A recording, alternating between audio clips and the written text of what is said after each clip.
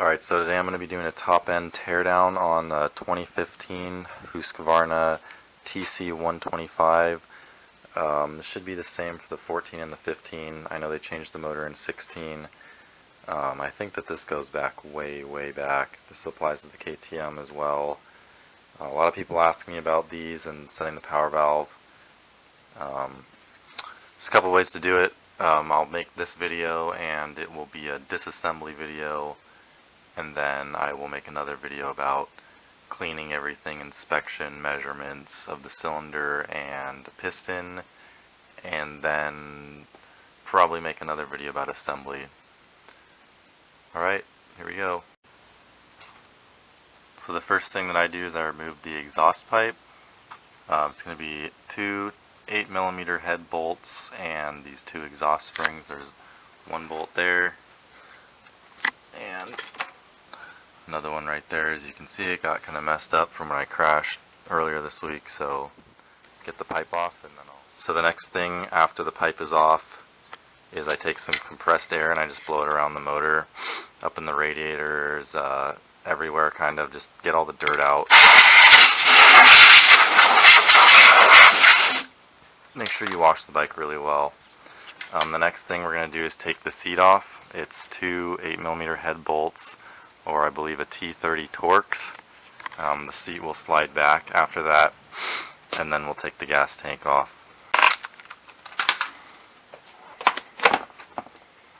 It just slides off. Place it somewhere it's not going to get, a hole in it or something. You don't want to destroy your seat. Alright, and then next we're going to take the fuel tank and radiator shrouds off. 8mm head bolt right here.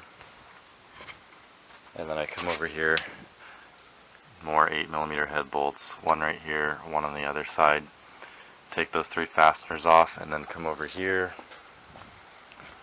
I usually undo the line from the petcock valve and then plug it. I don't want any dirt or anything getting in my carburetor. So that'll be the next step. So as you can see, I got the fuel tank off and the radiator shrouds. I just leave it on as a unit. Next we're going to go ahead and remove this engine bracket that mounts the cylinder head to the frame. It's three 13mm bolts and 13mm nuts. Alright, so I got the mount off. Next we're going to drain the coolant. I'm going to reuse this coolant. It only has about 10 or 11 hours on it. I leave the radiator cap on until I take the coolant drain bolt out, which is this little 10mm head bolt right here. I'll take it out and then let it dribble out, and then I take the cap off.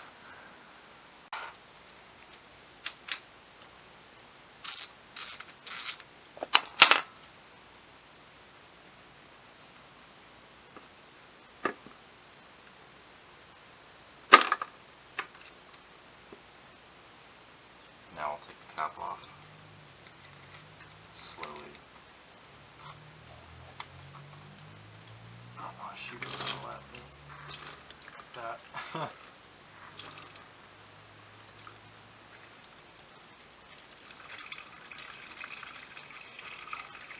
Normally I'll replace the coolant every single time I do a top end, but I'm not this time because this only has about 10 hours on it. Make a little mess, don't do that.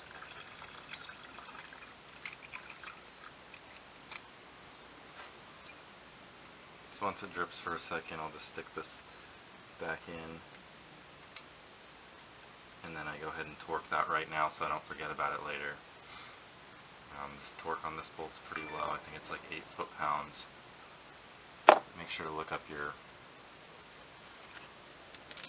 spec in your manual.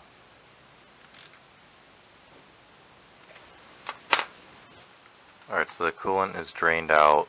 My drain bolt is tight. Next step is you're going to remove this radiator hose right here. It's a little bit in the way of the cylinder when you're trying to remove it. It's just easier to take it off. Remove this hose clamp right here for this upper radiator hose. Go ahead and take the spark plug boot out, get it out of your way, then take the spark plug out. What I'm going to do is I'm going to check the squish on this bike. I set it to like 1.10mm last time, which is almost what KTM's X Dimension recommends. I'm going to check it and see what it's at just to refresh my memory. I'm going to try to set it at about 1.15 this time. Last time I couldn't because I bought a Pro X gasket kit, which did not come with the correct thickness base gaskets. Unfortunately, I got it as close as I could, but I would like to widen the squish just a teeny bit. Alright, so you can see my squish is about 1.10, 1.12.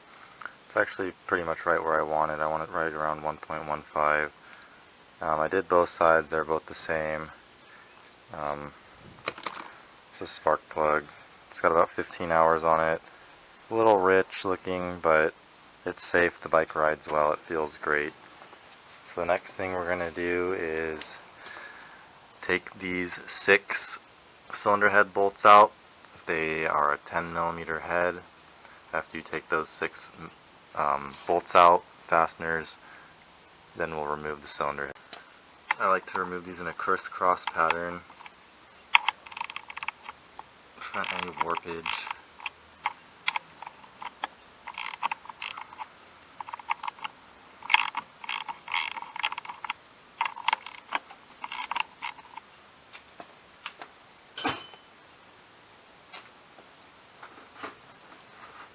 Once they're all loose, you can use air tools, electric tools. I usually just use this little 1/4 inch drive electric impact.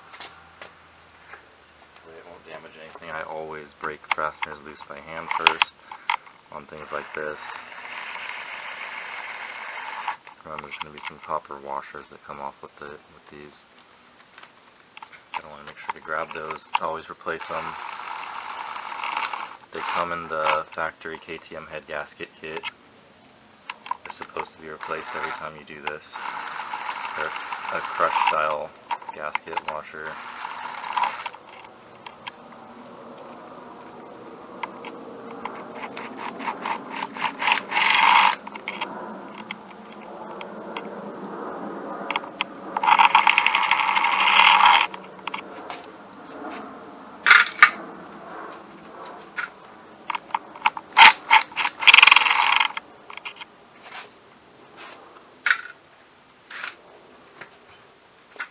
Next we can remove the cylinder head.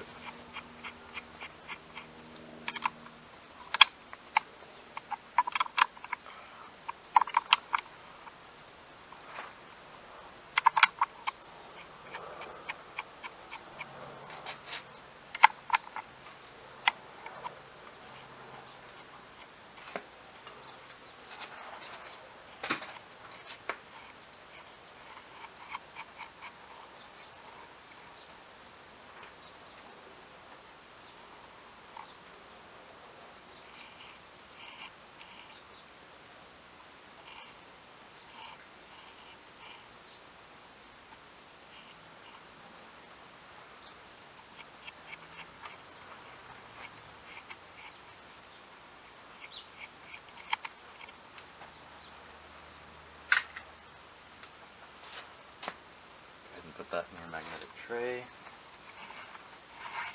Next we're going to remove the cylinder. It might be kind of stuck on a little bit. It's okay, just wiggle it.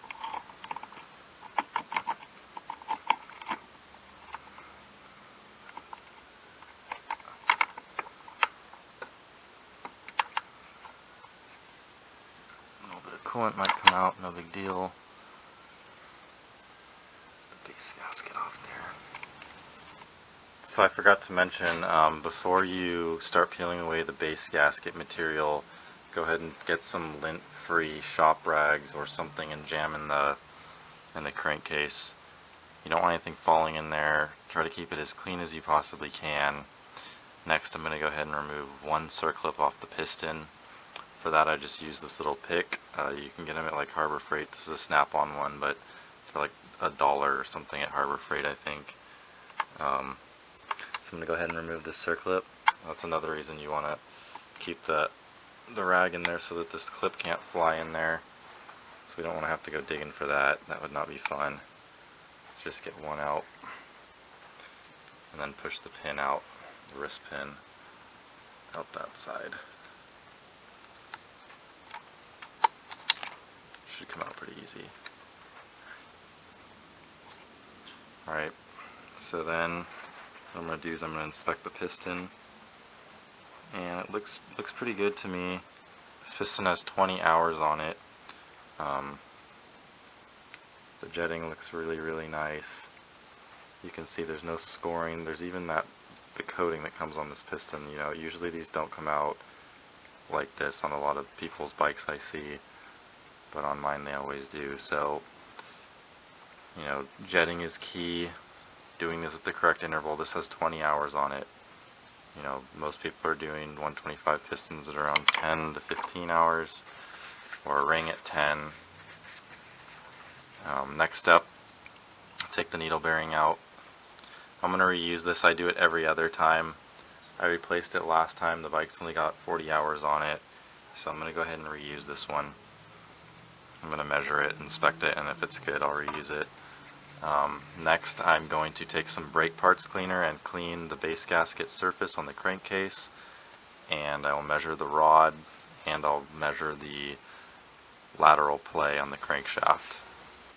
So next I'll bring the cylinder over to my bench, and I'll take this exhaust housing off. It's 6mm head bolts. I'm going to leave these on this time because I don't have the gaskets for them, and I don't need to take them apart. I already measured the cylinder. It's still within spec. It still looks good. There's no scratching, there's no scoring on it.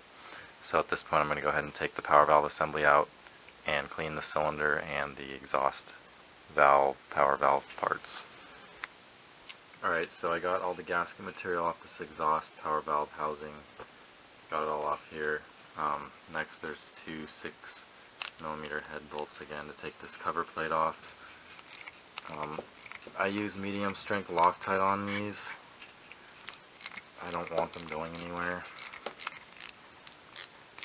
I think they only get torqued to like 3 foot-pounds or something. They might even be less. I'll check when I put it back together, but you know, these are pretty important, and I personally don't want to have a problem with them later. You have to take the cylinder off to take this off.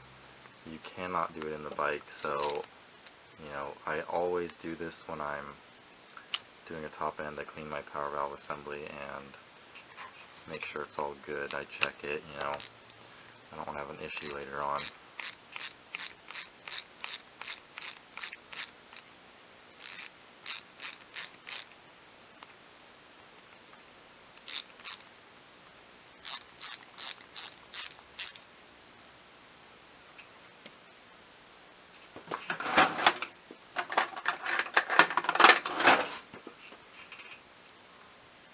Plate should just pop out. Okay, so this plate just comes out, lay this to the side, and there's going to be some of these little washers. There's one right here, and there's a couple more. You don't want to lose those. I believe that there's only 3. We can go ahead and take the actuator arm out. All this goes in one way. You know, you can time it wrong, so you know, make sure you're aware of what you're doing. There's also those little washers, stoppers, whatever you want to call them, on the back side of those dowels. That's what guides the arm assembly, so we want to make sure that those are all accounted for and we get them back on for reassembly.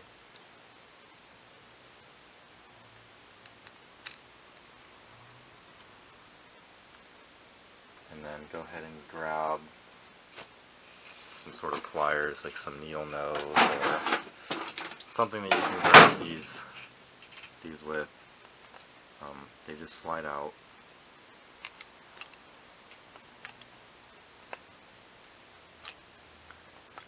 And these go in one way, so the manual will tell you which one goes in where, so you don't really have to worry about, you know, organization right this second. To take this center power valve out, we're going to need to remove these two 6mm head bolts, one on each side. I got the other stuff already soaking in the parts cleaner while I do this so that I can just get it done quickly. Alright, so then there's one 8mm bolt on each side. It's more like a slider guide pin. So that's the piece that comes out the top. Just grabbed it with some snap ring pliers. There's a little hole in the top of it. Just had a little bit of gunk on it. Alright, so now the power valve should come out.